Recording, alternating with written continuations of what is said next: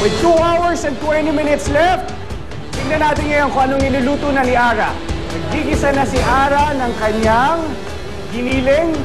Ara, ano ba? Meron ka bang challenges na na-encounter o relax na relax ka? Okay lang naman po kasi simple lang po yung gagawin ko. It's shepherd's pie. Ano bang gusto mong gawin dyan sa giniling mo? It's actually the filling for my shepherd's pie. Pero instead of using potatoes, ngayon ko gagamitin ko kamote. Gagamit ka ng kamote. Basta sarili mong twist yan. Yes po. Okay. Good luck to you, Ara. Thank you.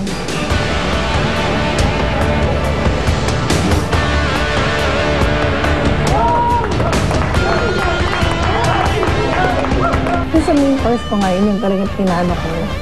Kasi one time nakita ko yun sa internet na parang sabi ko, sarap nito. Tapos napakasimple, tsaka comfort food talaga siya. Tapos binibake lang siya. So, mas marami pa akong ibang magagawa while ginagawa ko yun. Gumagamit ng red wine si Ara. Mukhang lalasingin niya ang masters of the table. Sa sarap ng giyong niluluto. Papa-reduce ko lang po siya ng konti. Napakabango.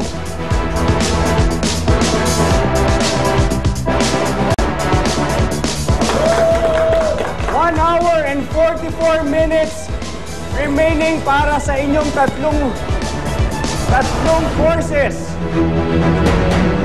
Sa cooking station ni Ting, I smell dessert. Eh, kamusta naman kaya si Ting?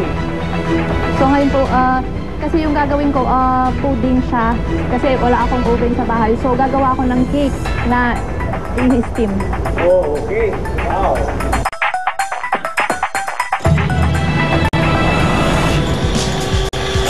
Simple, tipid, at saka madaling gawin. Kasi frustration ko yung baking. At saka wala kaming oven sa bahay. So gumawa ako ng paraan kung paano ko makakagawa ng cake sa simpleng paraan. Pero ginagawa naman talaga yung steaming instead of baking, you know? You can steam the cakes, yes. But it will not, rise. You don't get the, Hindi siya... It will rise, parang puto, but you're not going to get what they call yung caramelization, what they call the Maillard effect. So yung Maillard effect, that's what it's all about. Pag nag-caramelize yung sugar, at nag-bring together yung butter at lahat, yun yung bango ng cake eh. Kuha yun. Kasi I think It's healthy. It's healthy. Kung nanay ka at wala kang oven, ano pwede mong gawin? But again, makikita natin yan mamaya at the very end. Meron pa kayong 1 oras at 11 minutong natitira. Mahabang-mahaba pa ang oras para pasapin lalo ang mga naisip nyong dishes. 1 hour and 11 minutes. Very long time. Nung final 3 na, wala na yung kabang nararamdaman ko gaya nung dati sa mga mega showdown, tuwing elimination, tuwing prize showdown. Parang feeling ko win or lose, talagang feeling ko winner pa rin kasi iba na yung feeling na makarating ka sa top 3. So kahit matalo ako dun sa showdown na mangyayari, feeling ko panalo pa rin ako kasi dun sa mga 15, isa ako dun sa mga top 3 na natira. Nasimulan na ni Ting ang kanyang appetizer, dessert at ang trio of potato puree na nagsisilbing side dish ng kanyang entree. Ang tenderloin naman na minarinate niya sa gatas ang pangunahing ingredient para sa kanyang main course.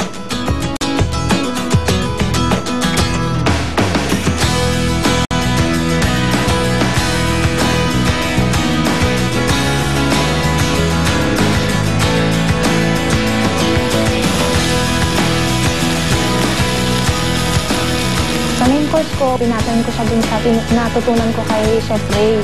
Pero iniba ko lahat. Gusto ko kasi maging kakaiba, so gumamit ako ng steak, tenderloin steak. Pero ano ito? Nasusunog nga ba ang steak ni Ting?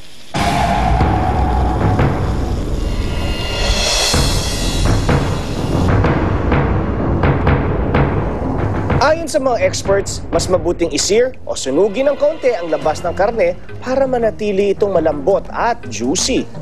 Tapos yung instead of ordinary mashed potato, ginawa ko siyang parang layers of potato na may mga different ingredients gaya ng yung sa first layer niya may carrots, yung sa second layer niya may yung simpleng butter lang, tapos yung sa third layer niya meron siyang spinach.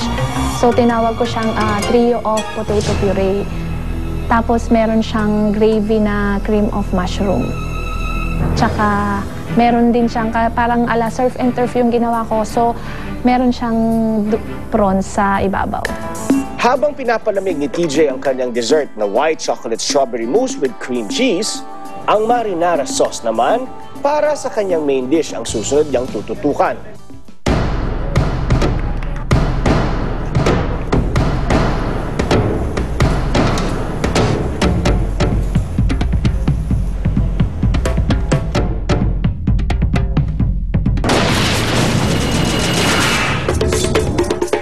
Mangoes!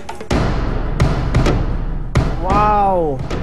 Look, yeah. Manny will be buenas. So Manny is now excited sa, Manny Pop